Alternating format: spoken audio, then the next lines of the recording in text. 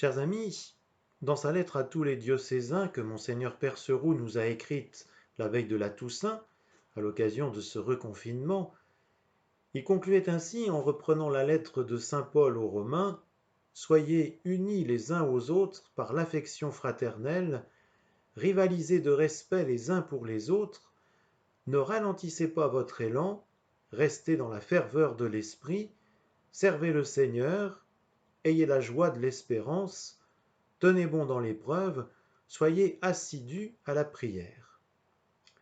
Et nous voilà invités dans nos maisons, dans nos familles, dans nos lieux de vie, dans notre paroisse, à vivre cette affection fraternelle, à rivaliser d'attention les uns pour les autres, à garder l'assiduité de la prière, à tenir bon dans l'espérance malgré l'épreuve, cette épreuve qui nous atteint dès lors que tel ou tel de nos proches est malade.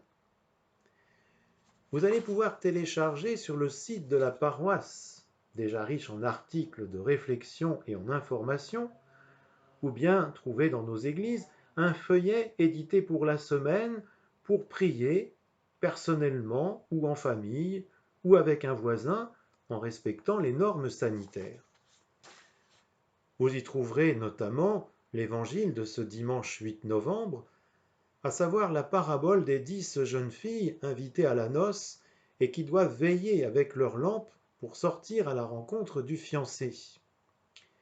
Il est accompagné d'un commentaire qui nous interroge sur la façon dont nous utiliserons l'huile de notre baptême par un geste concret cette semaine pour apporter un peu de lumière aux autres.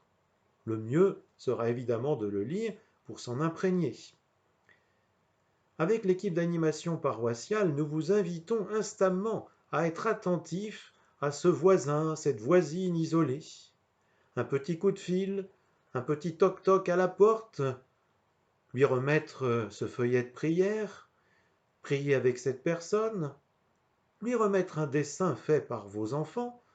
Ce n'est pas grand-chose, mais ça peut représenter beaucoup en ces temps particuliers que nous vivons. Enfin, vous savez que le pape François nous a écrit une belle lettre sur la fraternité, intitulée Fratelli Tutti. La dernière page du feuillet vous invite, grâce à notre ami Jean Bourget, à en découvrir un extrait et à nourrir votre questionnement. Passons tous une bonne semaine, restons dans la ferveur de l'esprit qui fait de nous des enfants de Dieu, des frères et des sœurs de Jésus-Christ.